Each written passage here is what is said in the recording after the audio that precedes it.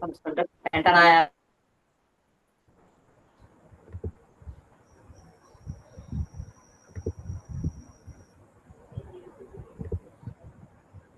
Just one more minute, I'll share my screen.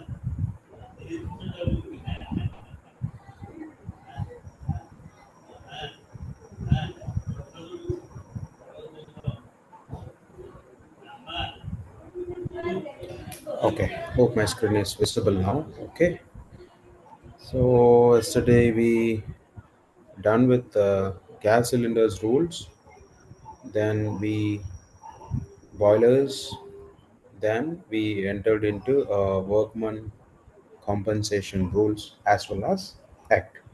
So yesterday we discussed what is the right of an employer. Okay, then also we have seen the employer dispositioning the compensation to the commissioner, which is nothing but a report based on the death cases he will submit to the commissioner. So when we talk about this workman compensation, so basically it is nothing but the amount which is paid to the effective parties or the affected parties resulting of that accidents. So basically they will pay for injury people or disabilities and also death cases. Okay, they will pay the compensation. So let us get into section 10-3. This we have seen yesterday. Again 10-1A. I'll bit zoom it. I don't know whether it is properly visible. So the employer shall send a statement in a prescribed form to the commissioner giving circumstances attending the death of employees or indicating whether in the opinion of the employer her is or is not liable to deposit compensation on account of death. We'll see what it is. It is section. So when it is section, we have to refer the act. Okay, this is Employees Compensation Act. Okay, 1923. Here we have section number 10.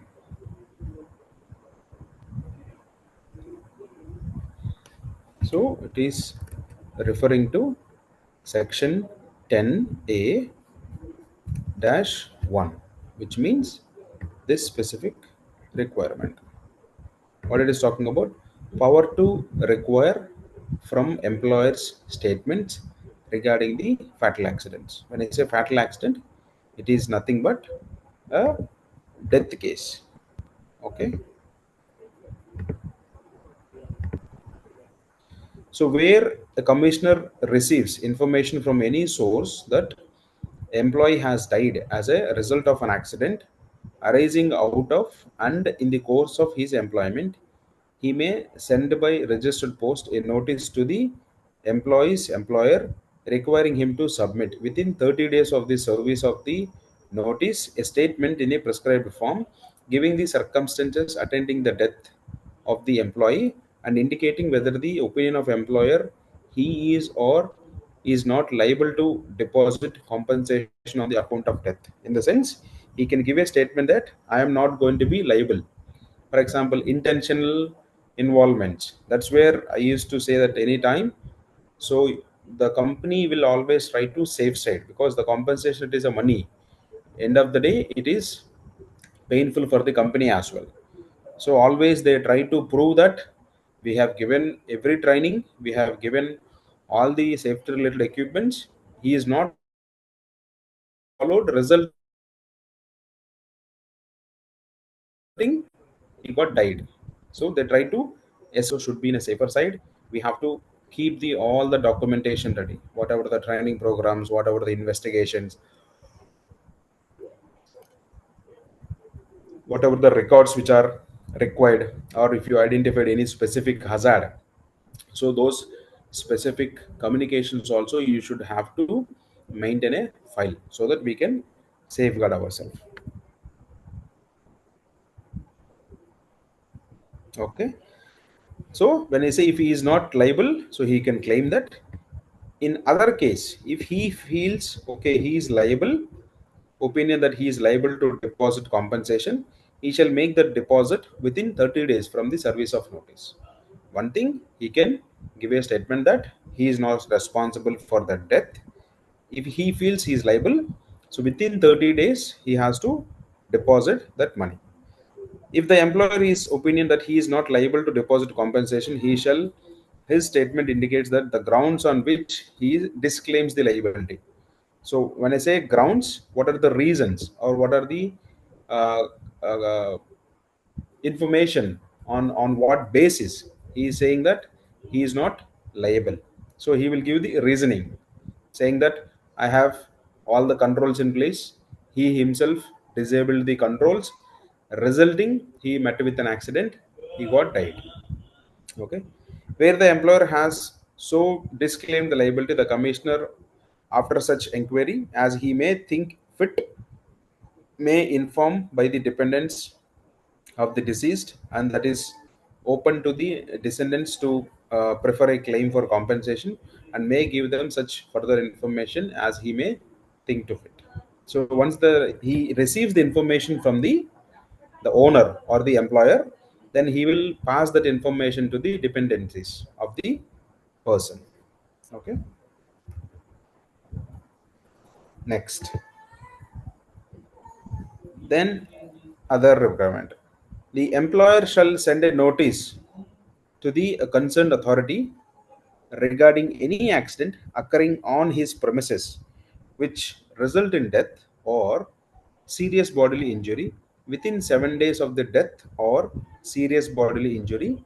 The report required shall be made in form EE, okay, which is section 10b and clause number 1, and also rule number 11. We'll see what exactly it is. So 10b1.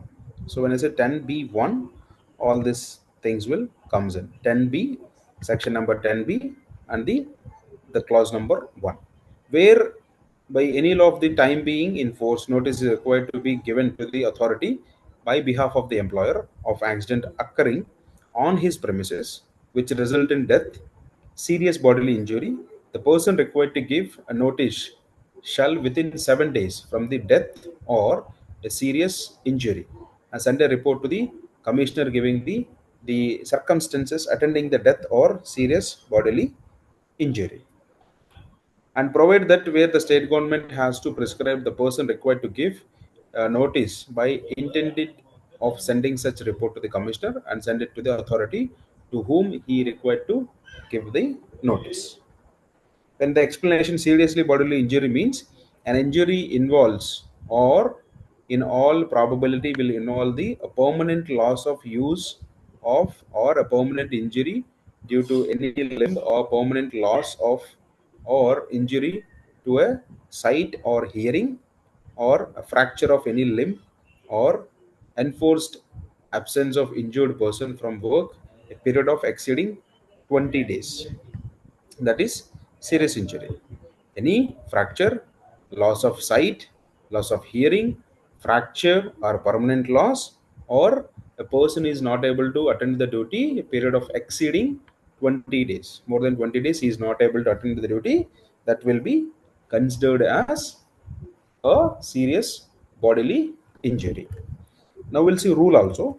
Rule number 11.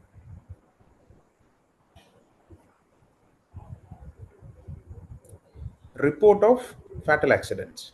So here also rule also has taken the reference number. This is how we have to link with sections, I mean act and rules. The report required by the section 10b shall subjected to such rules if any may be made by the state government be in form EE. So this is the reference document, report of accidents. In the case of any accident happen, as per the compensation, they have to provide the this information in form EE. Okay. Then next requirement, the employer shall send a correct return at such time in a form unto concerned authority specifying the number of injuries in respect of which compensation has been paid by the employer during a previous year and the amount of such compensation, which is section 16.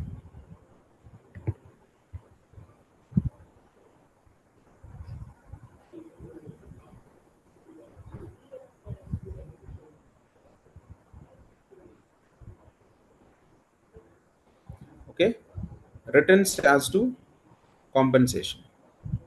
So the state government may, or notification of official gazette, direct the every person employing the employees or that is specific the clause of such persons shall send a such time of such form of to such authority. I mean the required authority or the specific to the authority as may be specified in a notification.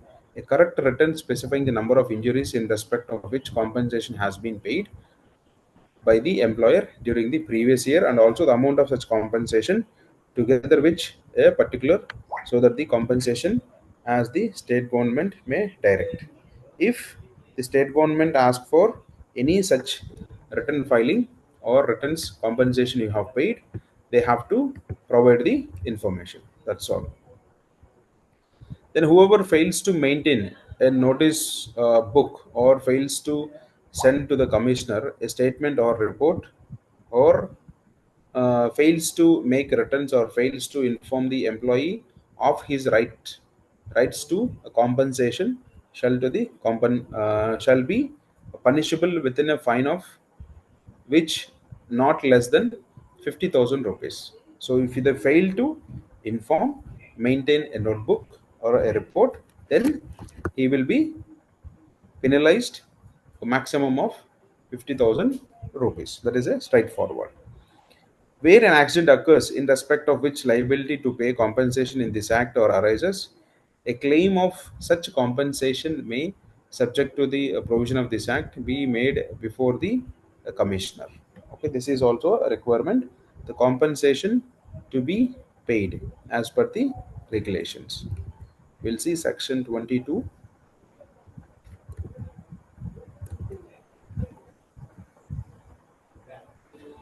a form of application.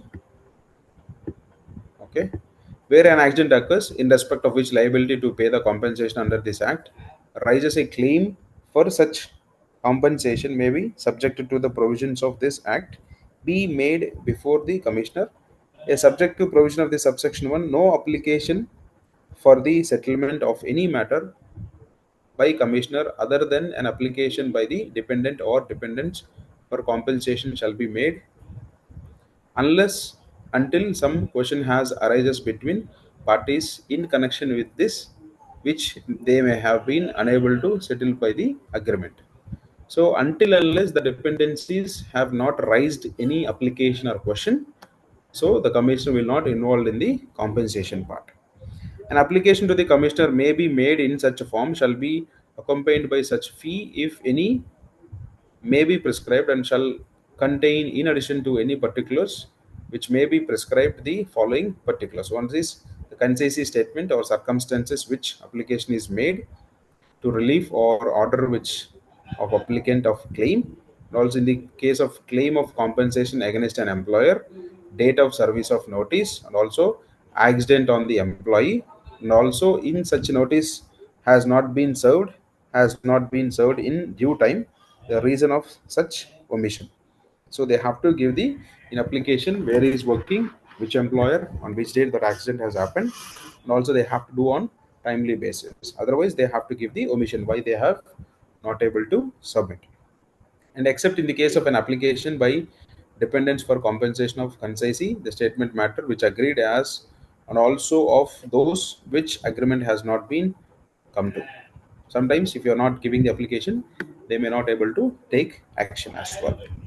Okay, until unless the is not giving any notice or application to the commissioner, they are not going to take up this compensation part. If the applicant is illiterate or of any other reason is unable to furnish the required information in writing, the application shall, if the applicant so desires, be prepared under the direction of the commissioner. Sometimes illiterate people are there; they are not able to give an application. There, the commissioner take a step ahead under his directions. Somebody can write that application. The employer shall be liable to pay a full amount of compensation which he is liable to pay under the provision of Act is there failure to register agreement. Section number 29.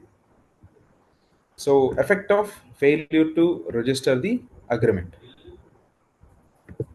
Okay, wherever a memorandum of any agreement, a registration which is required by the section 28 is not sent to the commissioner as required by the section, the employer shall be liable to pay a full amount of compensation which he is liable to pay under the provision of the Act, notwithstanding anything containing to provision to subsection 1 of section 4, shall not, unless the commissioner otherwise directs, be entitled to deduct more than half of any amount paid to the employee by the way of compensation, whether under the agreement or otherwise. Okay.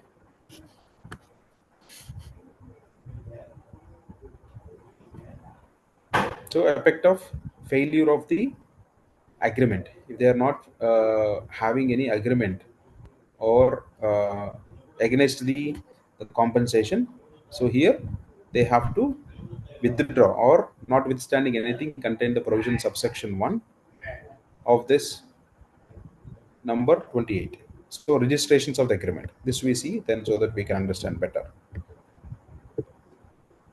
So where the amount of any lump sum payable as compensation has been settled by the agreement, whether by way of redemption or half monthly payment or otherwise, or where any compensation has been so settled as being payable to a woman, a person under the legal divisibility or memorandum thereof shall be sent to the employer to the commissioner, who shall be being satisfied as this genuineness and record the memorandum in a register in a prescribed manner. So there, once any issue happens or action happens, they'll come with an agreement, a total amount to be paid. Is it in a one-time settlement or monthly payments, half monthly payments, or any other means? Okay. If they fail to do that, so shall not, unless a commissioner otherwise directs, be entitled to deduct more than half of any amount paid to the employee by way of compensation, whether under the agreement or otherwise. So they may chance to deduct such amounts if they are not having any registered agreement. Then next one, if a person injury is caused to an employee by accident arising out of and in the course of his employment, his employer shall liable to pay compensation in accordance with the provisions of the Act, Section 3, 4, and 4A. So, which is accident happen while performing the activity or while working inside the factory. So, 3, liability of compensation. This is the first section. If a person is injured or injury is caused to an employee by accident rising out of and in course of his employment, his employer shall be liable to pay compensation in accordance with the provisions in this chapter, provided that the employer shall not be so liable. When I say not so be liable, in the sense he is not or need not to pay in the case of liable in respect of any injury which does not result in total or partial disablement of employee for a period exceeding 3 days. So if the only the disablement is only for 3 days, then he need not to pay any compensation.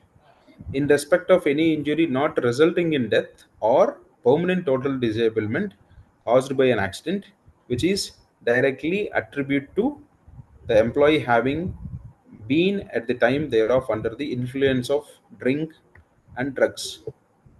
If the person is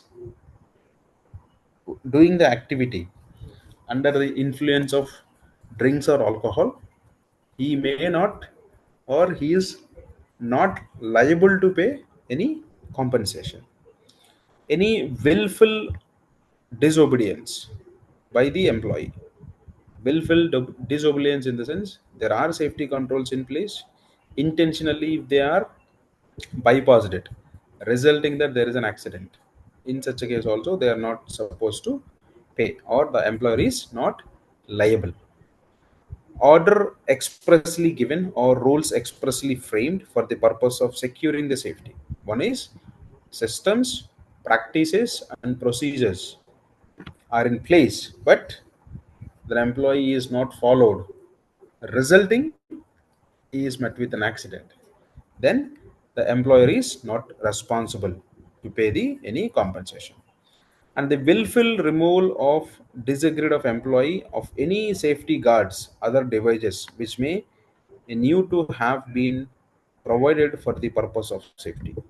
That's what we have discussed. So any intentional removal of systems or disabling the any controls, then the employer is not responsible to pay any compensation. One is the injury which is exceeding only 3 days, and other one is not permanently or death is not happened, or even though it is happened, if he is under influence of a drink or drugs or willful disobedience of any rules or procedures or processes, or any disabling of any safety related controls. In these circumstances, the employer is not responsible or liable to pay any compensation to the employee. Okay. Then second case, if an employee employed in any employment specified in part A or schedule 3 contracts any disease specified therein, an occupational disease under the uh, employment. When you say schedule 3, I think it is referring to Factories Act. Wish list is service of the employer in whose service has been employed for a continuous period not less than 6 months, which period not includes a period of service under any employer in the same kind of employment in any employment period part B of Schedule 3. The contracts any disease specified therein as an occupational disease peculiar to that employment if the employee wish list in the service of one or more employers any employment specified in Part C of Schedule 3 of such continuous period as a central government may specify in respect of each such employment contracts any disease specified therein, the occupational disease particular to the employment, the contracting of disease shall be deemed to be an injury by accident within the meaning of this section, and unless the contractory is proved, the accident shall be deemed to have arisen out of and also the course of employment, provided if it is proved the employee while is in the service of one or more employers in any employment specified in Part C of the has been contracted a disease specified therein as an occupational disease peculiar to that employment during the continuous period which is less than a period specified in under subsection for the employment. This is about the contracting of diseases. We'll see Schedule 3 once so that we can understand in a better way.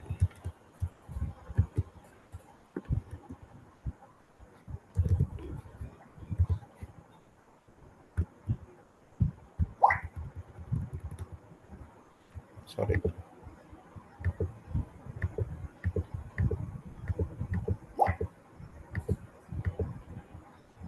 See. Oh shit.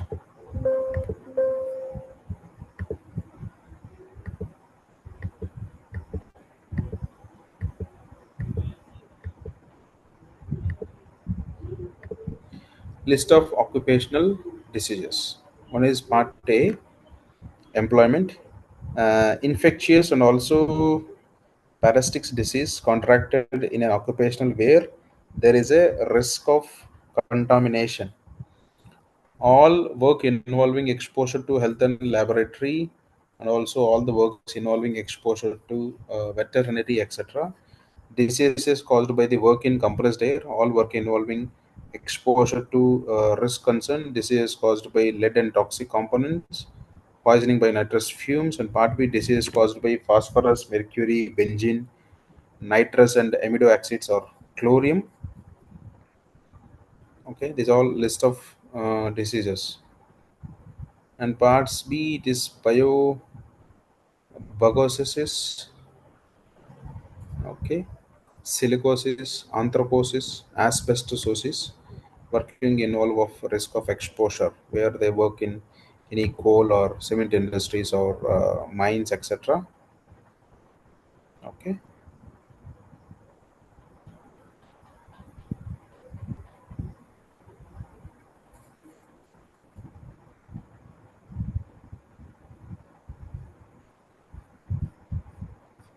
okay. Let us go back to the section 3.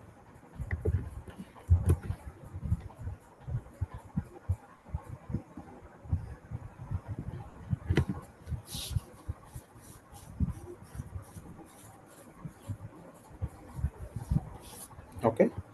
And second one, if the employee employed in any employment specified in Part C of Schedule 3 the contracts any occupational diseases particular to the employment, the contracting whereof is deemed to be an injured by accident within the meaning of this section, and such employment was under more than one employer, all such employer shall be liable to for the payment of compensation in such proportion as may be commissioner they will prescribe. For example, based on the nature of operations, all the employers, one or more employers, I mean same kind of operations is involved. If all the such employers has to be pay the compensation, the commissioner will decide the portion of it or the share of each employer, because each section having the different kinds of operations or different kinds of manufacturing processes. So if they feels, if he is working in multiple employments, all the people have to be liable to the compensation. So the central government or state government, after giving by notification in official gazette, not less than 3 months of notice in intention so to do, maybe like a notification, add any description of employment or employment specified Schedule 3, shall specify in the case of employments so added or diseases which shall be deemed for the purpose of this section to be occupational diseases particular to the employments respectively, and thereupon a provisions of subsection 2 shall apply. So the central government will give a notification of the official gazette not less than 3 months in the case of any description of diseases, any new diseases which is arises, they will update that schedule. Okay. So no compensation shall be payable to the employee. Sorry.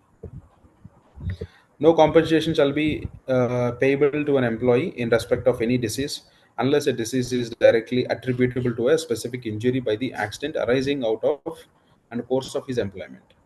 So any disease which is not relevant to his employment, which is whatever the activity he is performing, then the employer is not liable to pay any compensation.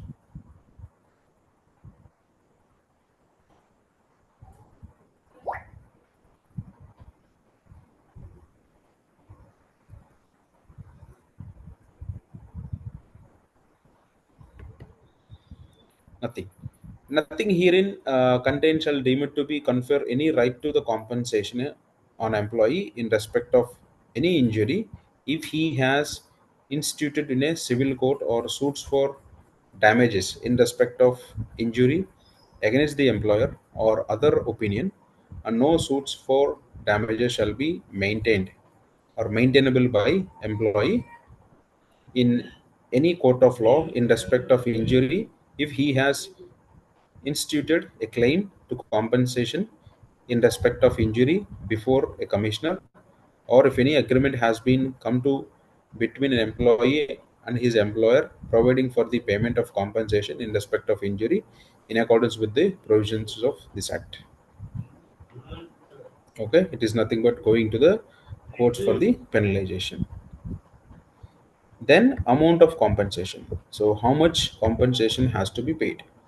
Subject to provisions of this act, the amount of compensation shall be followed, namely, where the death results from the injury, the amount of equal to 50% of monthly wages of the deceased means employee multiplied by the relevant factor, or an amount 1 lakh and 20,000 rupees, whichever is more.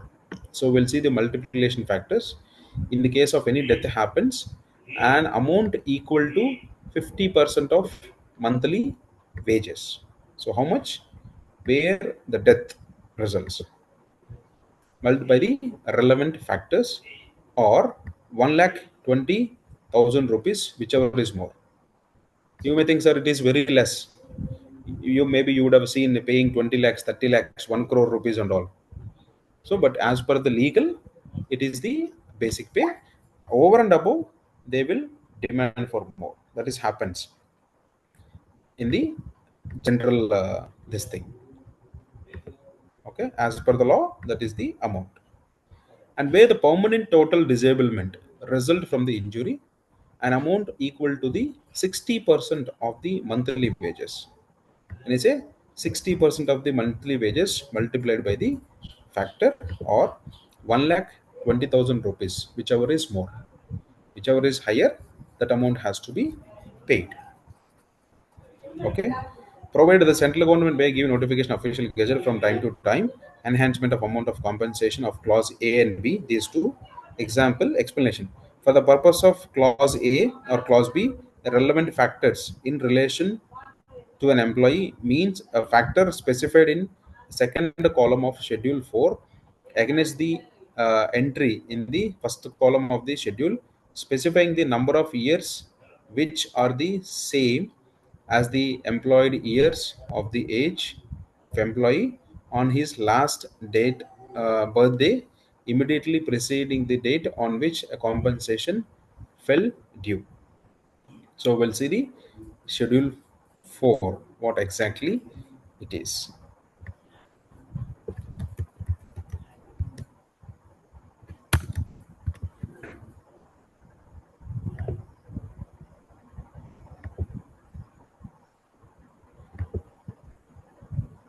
Okay.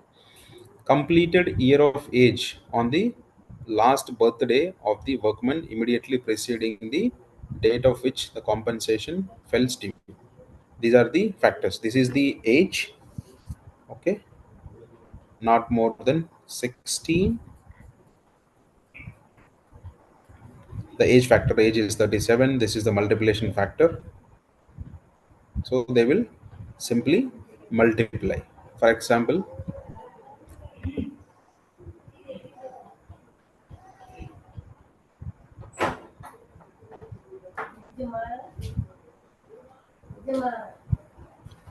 lump sum equivalent of compensation. Yes. For example, if the age is 21, so 21, it is 222 into his the half of his salary. So that is whichever is highest, they will pay that amount. Okay, that is the maximum of compensation he can get it.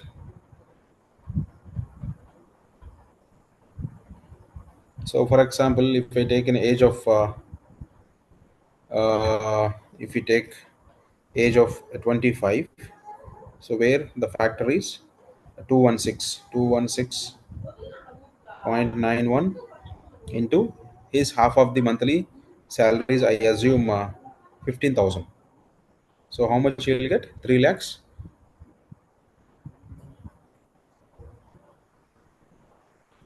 He will get a 32 lakhs 53,000. Okay, that is the amount he will get. That is the compensation as a one time settlement. Okay. Okay, we have another 2 minutes.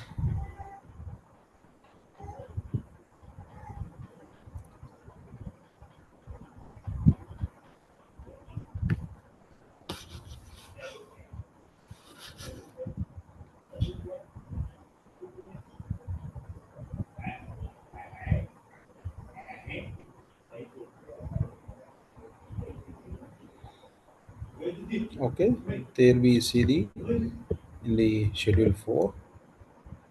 Then where the permanent partial disablement result from injury, in the case of injury specified in part 2 of schedule 1, such percentage of compensation which would have been payable in the case of permanent total disablement as is specified therein as being the percentage of loss and earning capacity caused by against injury.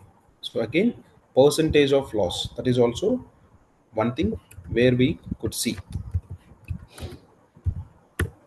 in schedule 1.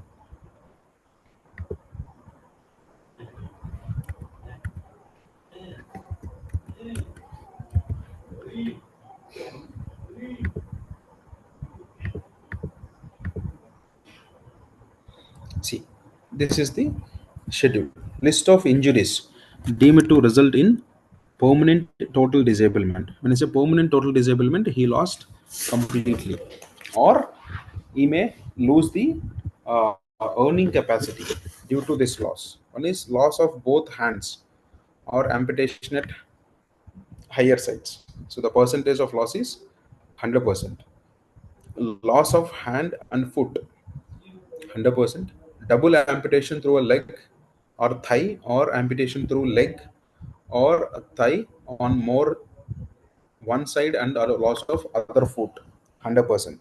Very severe facial disfragments 100%. Absolute deafness, which means completely loss hearing capability. Then part 2, which is another percentage, amputation through shoulder joints 90, or loss of limb 30%, loss of thumb, which is 40%, loss of three fingers of one hand 30%, loss of two fingers of hand 20%. Depends on the percentage, they will calculate the compensation.